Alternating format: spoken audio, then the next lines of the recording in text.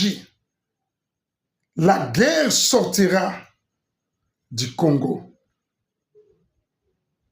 La guerre prendra fin au Congo. Le peuple du Rwanda, la guerre vient chez vous. C'est un esprit. La guerre, c'est un esprit. Mais cet esprit, je vous annonce, il était venu de chez vous et il est déjà rentré chez vous. Il est déjà avec vous, car c'est un esprit de mort. C'est un esprit de destruction.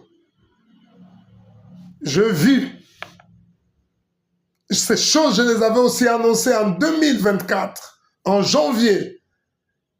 Je voyais les Burundi et la Tanzanie entrer au Rwanda. Je voyais aussi le peuple du Rwanda, même ceux qui sont dans les régimes du Rwanda, ceux qui sont maintenant avec le président Paul Kagame, lui faire la guerre. Parce que ils sont avec lui, mais ils ne sont pas du tout contents. Je vis l'occasion se présenter et ces gens-là changer de forme. Et cette guerre que je vois entrer au Rwanda, je vois le régime de Paul Kagame tomber. Je vois cette guerre ne vient pas directement du Congo. Et pendant même que cette guerre sera en train de se passer au Rwanda, le Congo aura toujours ses problèmes.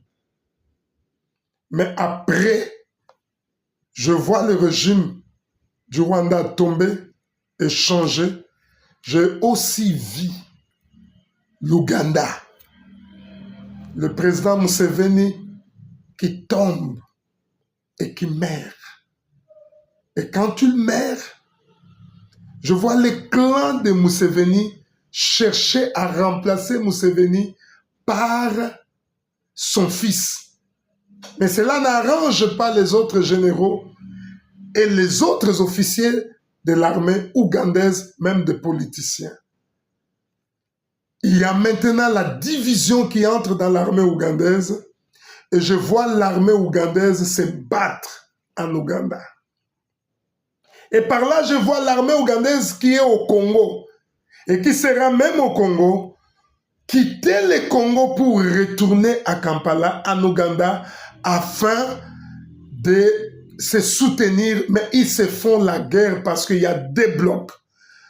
Dans les deux blocs, dans l'armée qui quitte le Congo, dès qu'ils rentrent en Ouganda, ils sont divisés en deux blocs et ils se font la guerre. Parce que un groupe veut remporter sur l'autre. Mais je vois les clans Museveni tomber, échouer. Et le fils de Museveni aller en exil. Ce sont des choses que je vois qui risquent d'arriver cette année, d'ici le mois d'août. Et quand il part en exil, je vois les réfugiés ougandais, les réfugiés rwandais aller vers le Kenya. Et le Kenya est déstabilisé. Mais parce que l'armée ougandaise et l'armée rwandaise est partie, les deux régimes ont changé, je vois la paix qui s'installe aussi au Congo. Le Congo se stabilise et le Congo va de l'avant. Mais j'ai encore un autre message que j'aimerais donner au peuple congolais, même à tous ceux qui planifient des choses contre le Congo. J'aimerais rassurer tout le monde de la part du Seigneur.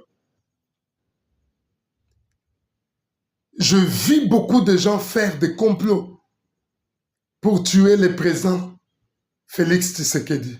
Et le Seigneur m'a dit de dire et au président Félix et à tous ceux qui complotent qu'au Congo, il n'y aura ni coup d'État, ni assassinat d'un président. Le président Félix finira son mandat. Oui, je vois le président finir le mandat, mais avec beaucoup de stress, au point qu'à la fin de son mandat, il est très épuisé qu'il aura besoin de se reposer. C'est ce que je vois.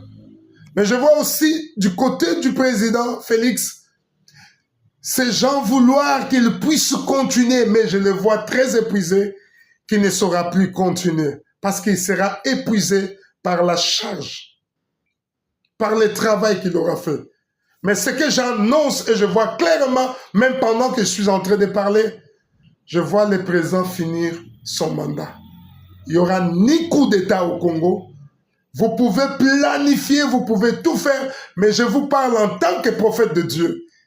Aucun coup d'État ne réussira dans ce pays.